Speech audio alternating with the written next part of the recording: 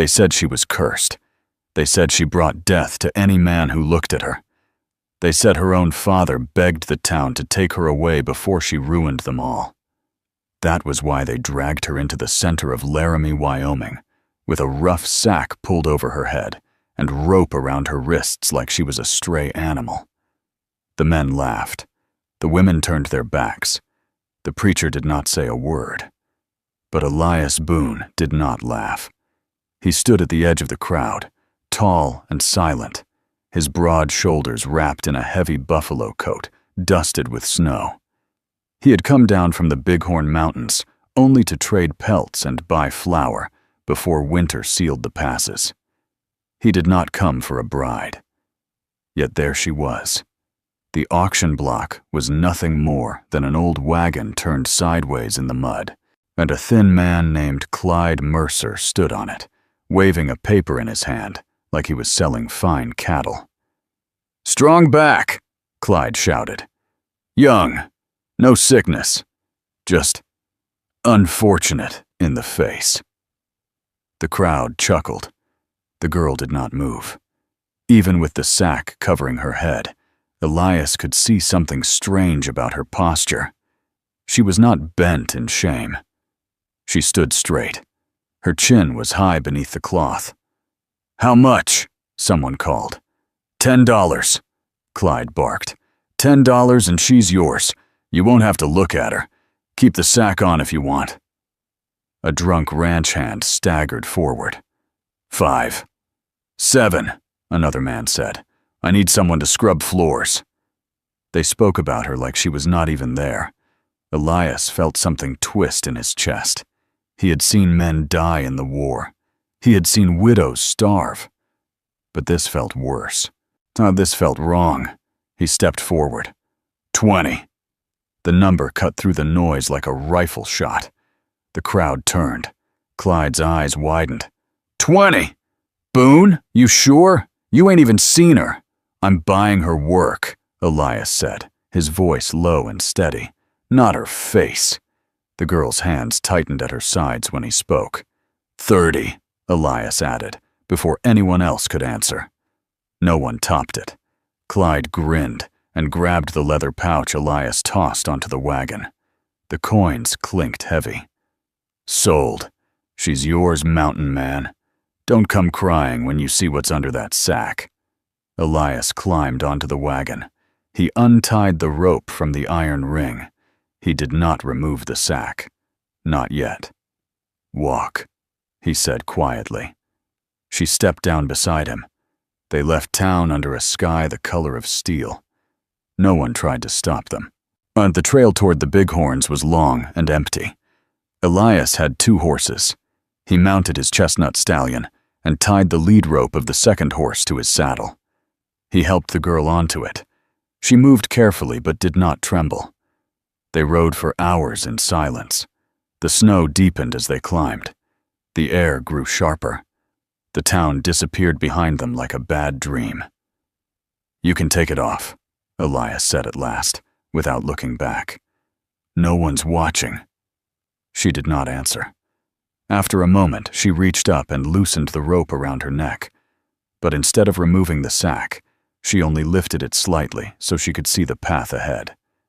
Her face remained hidden. Elias frowned but said nothing. By nightfall, they reached his cabin. It stood against a wall of dark pine trees near a frozen creek. Smoke rose thin from the chimney. Yes, the place was rough but sturdy, built with his own hands. He dismounted and helped her down. Inside, the cabin was warm. A fire crackled in the stone hearth. The scent of pine filled the air. He closed the door behind them. "Take it off," he said. The girl stood in the center of the room. The firelight flickered against the burlap cloth. For a long moment, she did not move. "I won't scream," Elias added, "and I won't send you back." Her hands trembled slightly as they rose to the sack. She pulled it up and over her head. Elias expected burns. He expected twisted flesh or something terrible. Instead, he gasped. She was beautiful. Not in the soft, fragile way of city ladies. She had sharp features and strong bones. Her skin was pale against long, dark hair that fell to her shoulders. But it was her eyes that froze him in place. One eye was bright green. The other was deep gray like a storm. There was a scar along her cheek, thin but long, as if someone had cut her on purpose. She stared at him, waiting for disgust. "Well," she said, her voice steady. "Do I look cursed?" Elias stepped closer. He studied the scar. It was not an accident. It was a mark made with anger. "Who did that?" he asked quietly. "My husband," she said. The word hung heavy in the air. "I ran," she continued. "He caught me. He said no man would ever want me again, so he made sure of it." Elias's jaw tightened. "He told the town I was mad, that I tried to poison him. They believed him. And the sack? He said my face scared him." Elias felt heat rise in his chest. Not fear, not shame. Rage. "What's his name?" he asked. "Caleb Turner."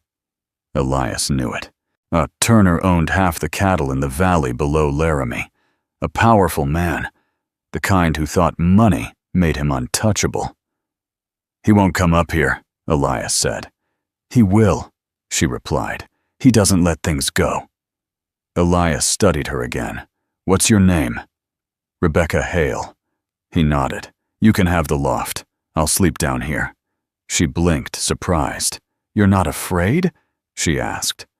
"I've seen worse than scars," he said, "and I don't believe in curses." The next days were quiet. Rebecca worked without being asked. She cleaned the cabin. She cooked with skill that surprised him. She mended his torn coat. She moved like someone raised in a proper house, not a farm.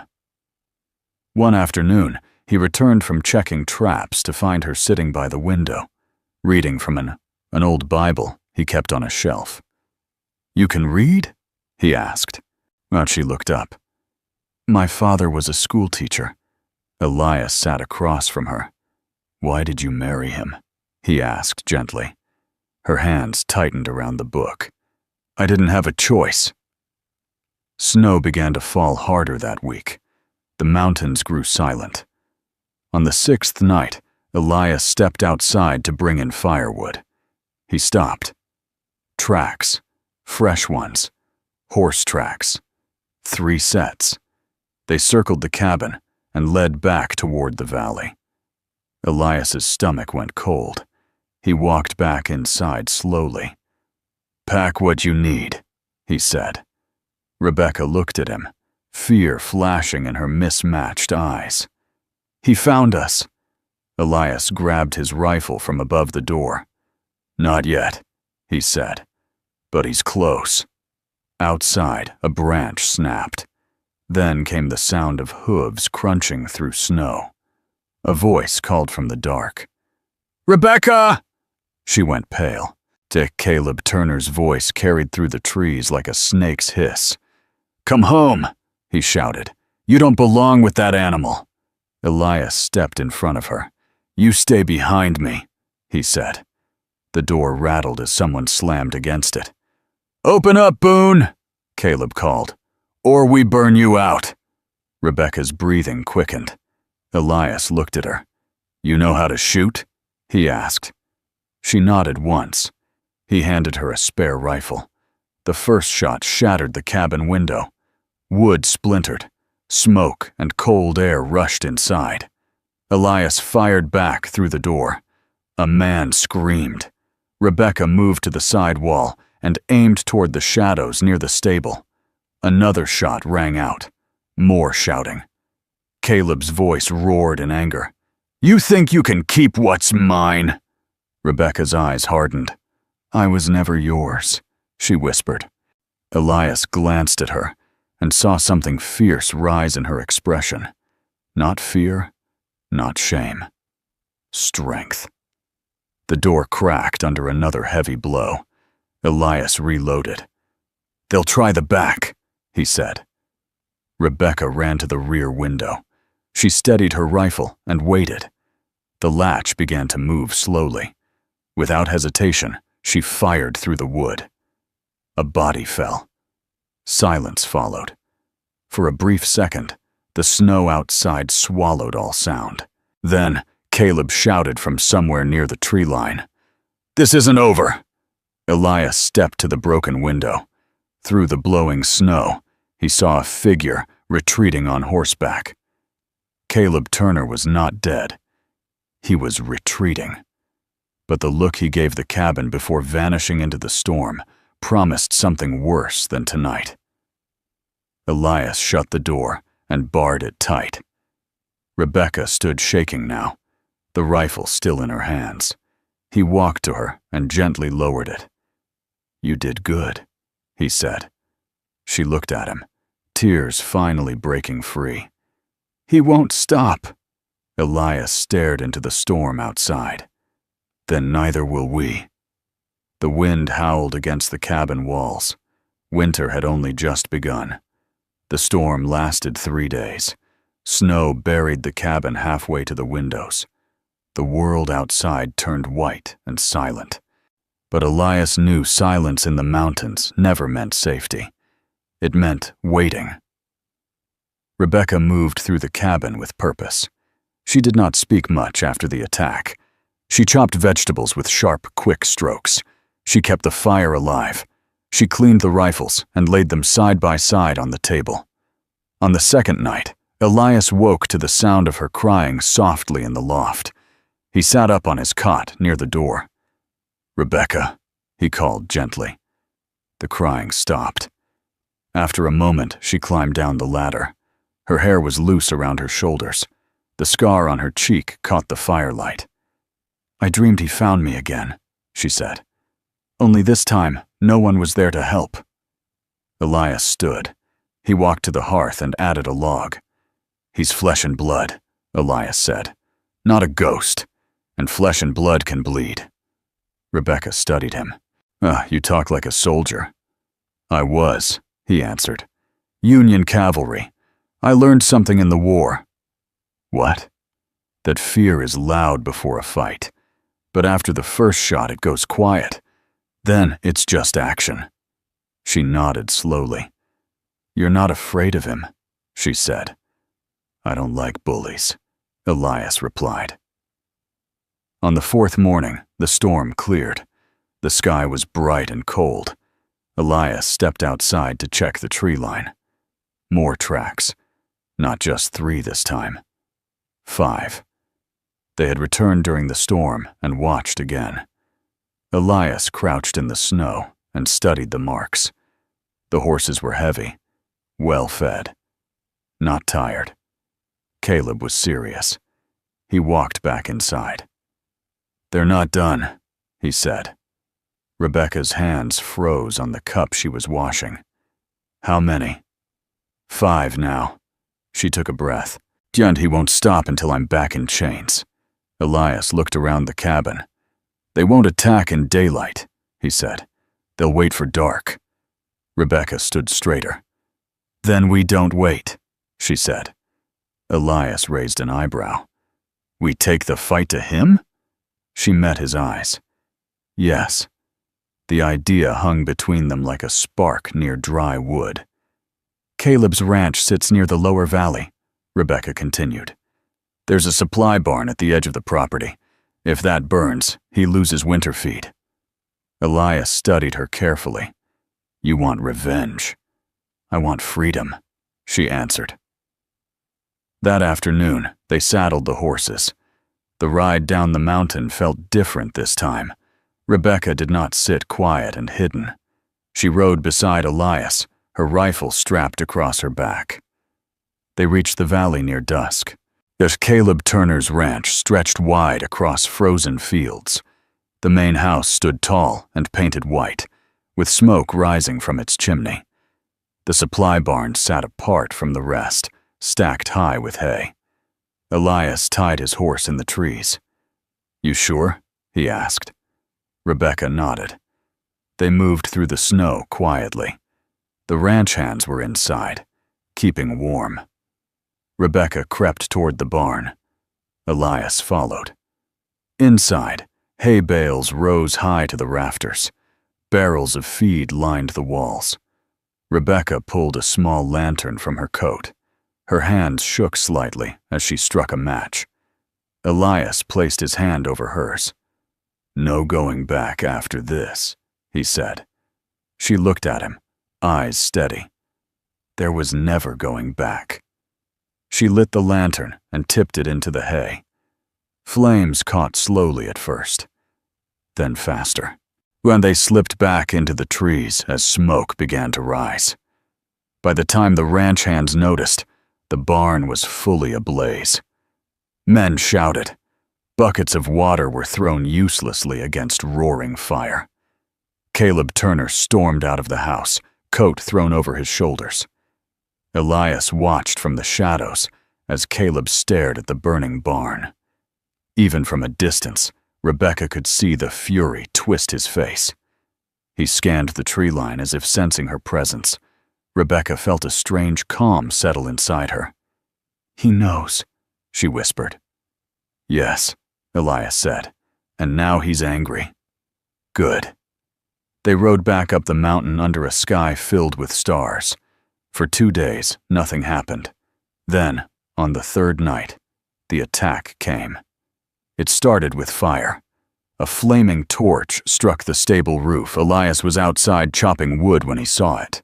But he ran to the well, shouting for Rebecca. She rushed out with a bucket. More torches flew from the darkness. 5 riders circled the cabin. Caleb's voice cut through the chaos. "You think you can burn my land?" he shouted. "I'll burn your world down." Elias fired toward the riders. One horse screamed and bolted.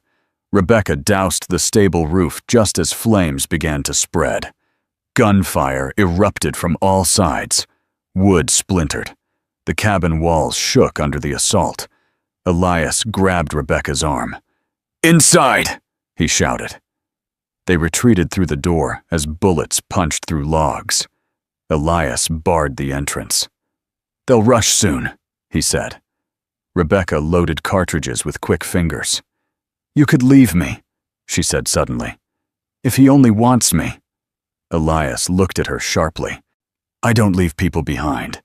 The door burst inward under a heavy blow. A ranch hand charged through the smoke. Rebecca fired. The man fell. Another followed. Got him through the chest. Outside, Caleb roared in frustration. He charged forward himself. Elias saw him through the smoke, rifle raised. 2 shots rang out at the same time. Elias felt heat slice across his side. He staggered, but stayed standing. Caleb's shoulder exploded red. He dropped his rifle but did not fall.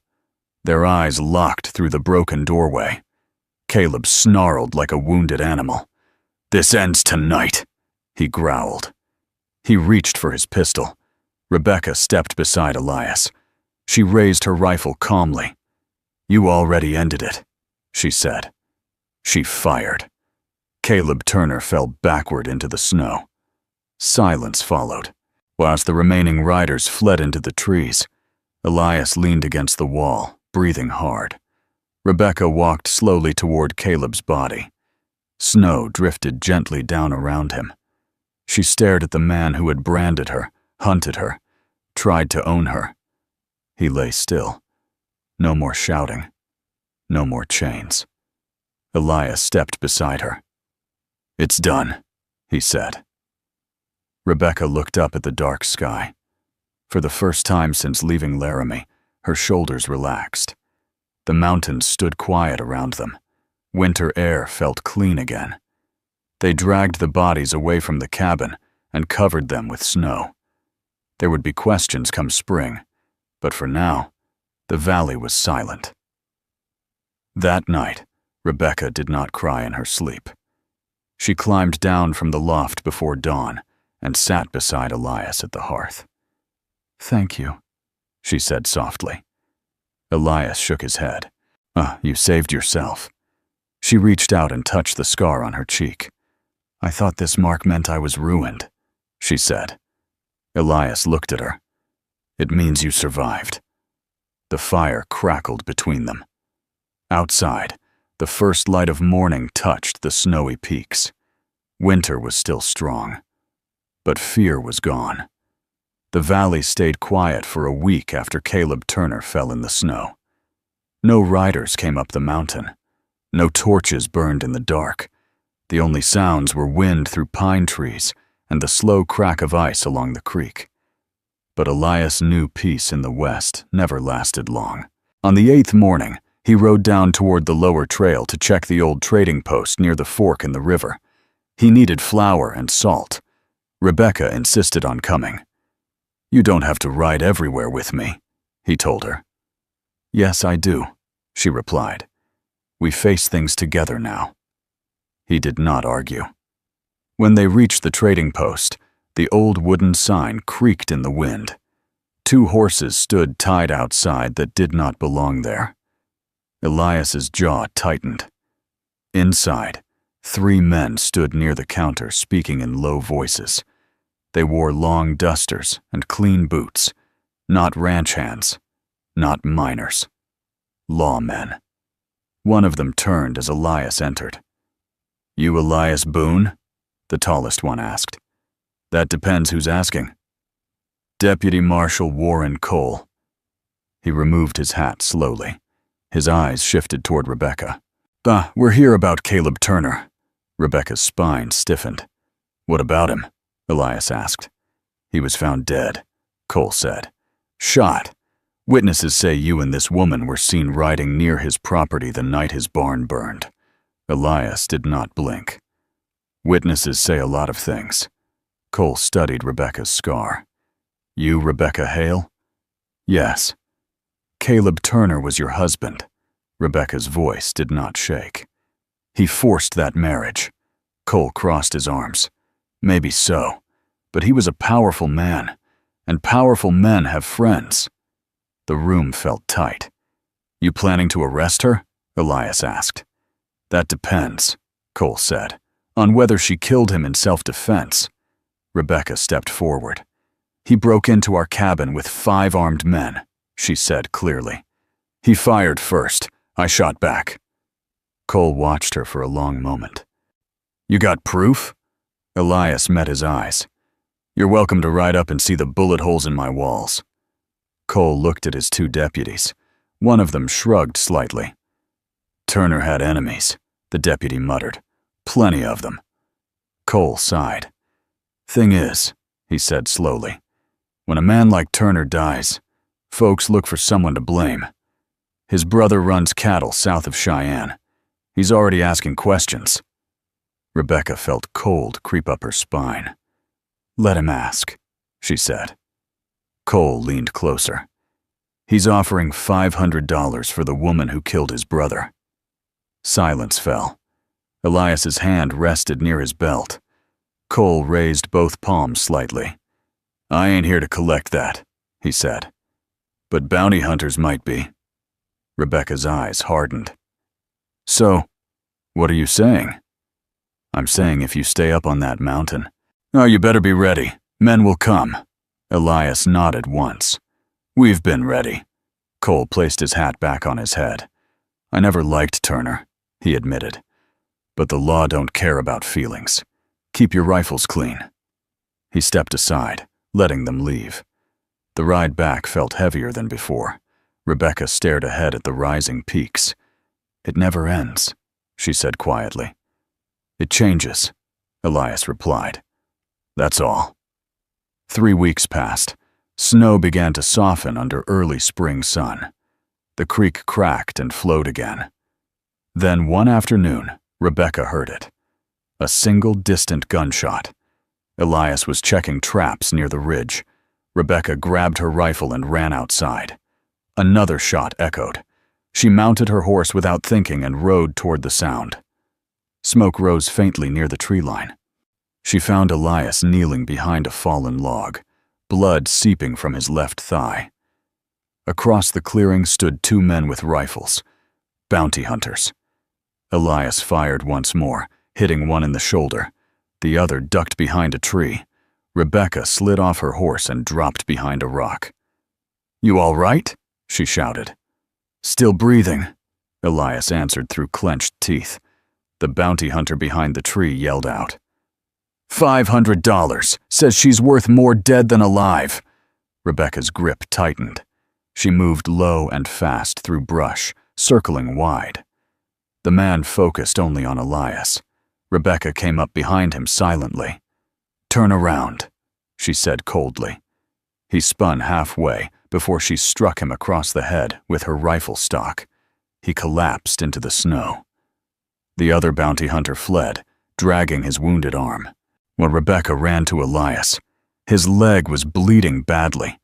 She tore fabric from her skirt and pressed it against the wound.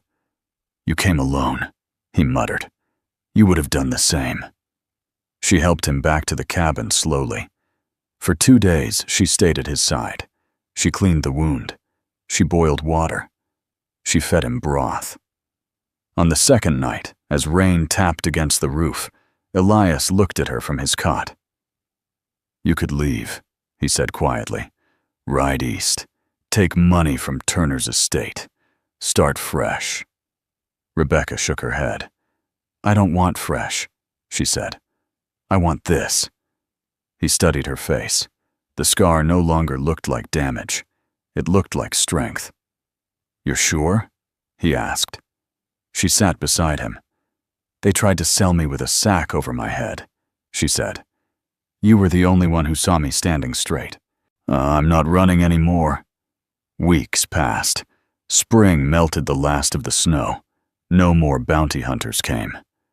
Word spread quietly that Caleb Turner's death had been ruled self-defense. His brother lost interest when the ranch began falling apart without Caleb's control. One evening in late May, Rebecca stood outside watching wildflowers bloom near the creek. Elias joined her, walking carefully but stronger each day. You ever regret it? She asked. Buying you? He said with a faint smile. Yes. He looked at the mountains glowing gold in sunset light. I thought I was buying help for winter, he said. Turns out I was buying trouble. She laughed softly. Then why keep me? He met her mismatched eyes. Because trouble like you makes life worth fighting for. Rebecca felt warmth spread through her chest, and the wind carried the scent of pine and fresh earth. You know, she said gently, you never asked me to marry you. Elias blinked. I figured you'd had enough of that word. She stepped closer.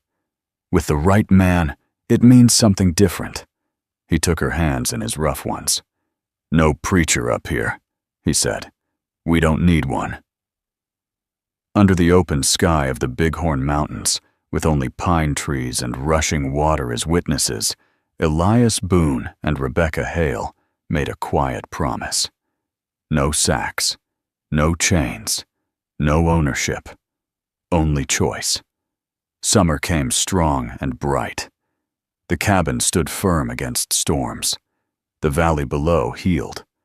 The ranch that once belonged to Caleb Turner was sold off piece by piece. One afternoon, a letter arrived from Laramie. The town council formally cleared Rebecca's name. She read it slowly, and then folded it and placed it in the fire. I don't need their approval, she said. Elias nodded. You never did. Years later, travelers passing through the mountains would speak of a tall mountain man and a sharp-eyed woman with one green eye and one gray. They said she shot straighter than most men, and that he listened when she spoke. Some swore they once saw her riding bare-faced through town, scar shining in sunlight, daring anyone to call her cursed again. No one did. Elias had bought a rejected bride with a sack on her head. He thought he was rescuing a broken woman, but the truth was different. She had never been broken, and in the end, it was not the mountains that made him strong. It was her.